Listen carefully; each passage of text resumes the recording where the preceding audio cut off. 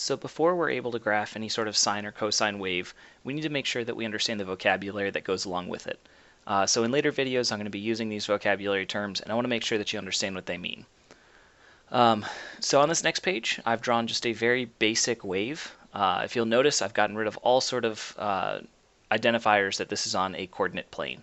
So there's no axes on it, there's no grid lines, so you have no idea where this is actually located on a coordinate plane, which is on purpose. Because it doesn't matter where these waves are located, all of these things down here, it's all about the idea of it. It's not in relation to the origin or anything like that. So the first thing we're looking at is the crest. And the crest, because these are sine and cosine waves, I always think of the crest as the crest of a wave. If you've ever been to the ocean, the crest of the wave is that tippy top. So this up here is the crest, and a more mathematical way of saying it is that it's the maximum point.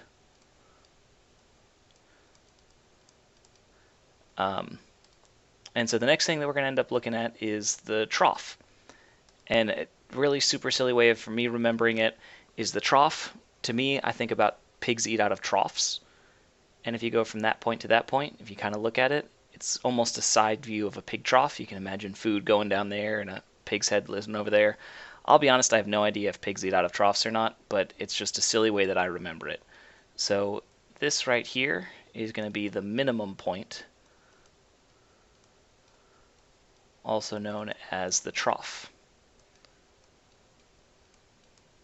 So one thing to keep in mind is these are both crests, and all three of these are troughs.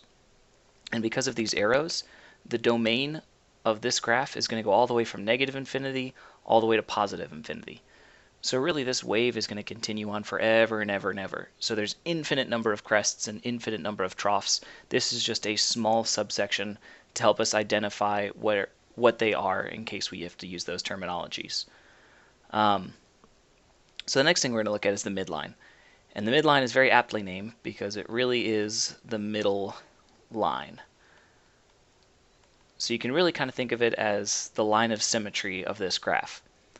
And when I say that, majority of people think about it being a vertical line. But as I just said, this goes on forever. So saying that it's the middle of the x-axis is almost like saying that it's in the middle of infinity. There's no one number that you can point to. So as soon as I say that it's a horizontal, so let's go ahead and say horizontal line of symmetry. Horizontal line of symmetry. Then you can kind of take a look at this and see where it is. So I'm going to do it in a big old bold line. This is an imaginary line. It doesn't actually appear on the graph, but it's something that you can think of. So just like if you were to cut a circle through the center, that would be a line of symmetry, and we tend to represent those with dotted lines, just to kind of show it does exist, but it doesn't actually exist in real life. It's all an imaginary line. And again, very, very aptly named, it is the middle. It's midway between the crest and the trough, which is actually an excellent way to identify the amplitude. The amplitude is defined as the distance from the midline to the crest, or as the midline to the trough.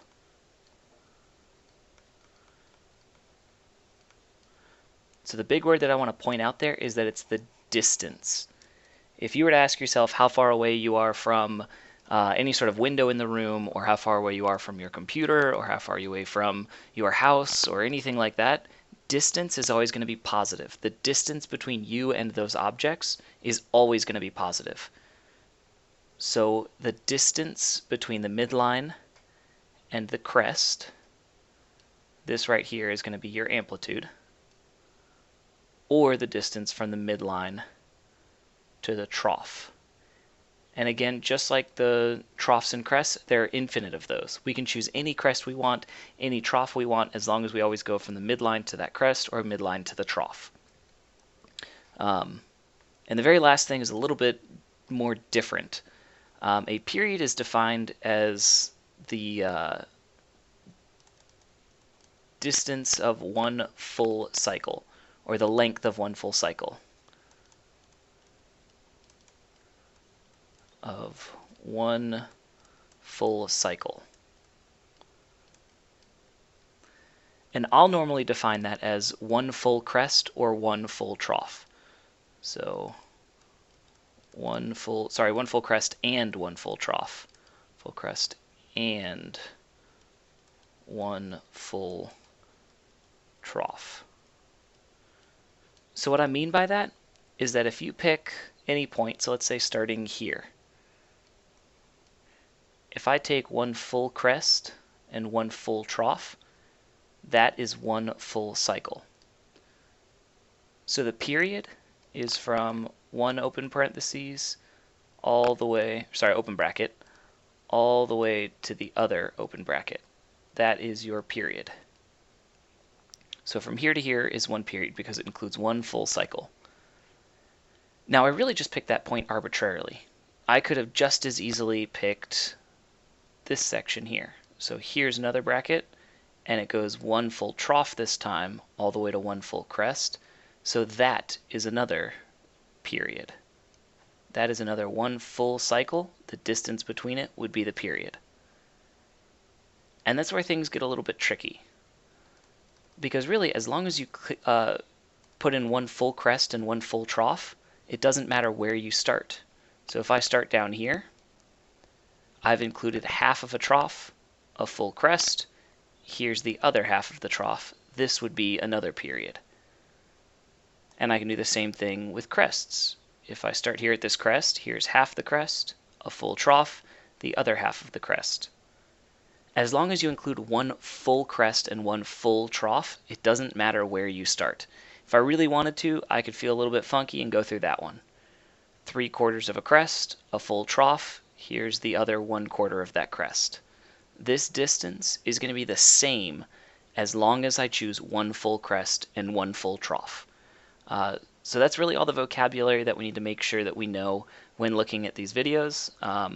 Next few videos are going to be about actually graphing those sine and cosine curves and or identifying them from the picture of a graph.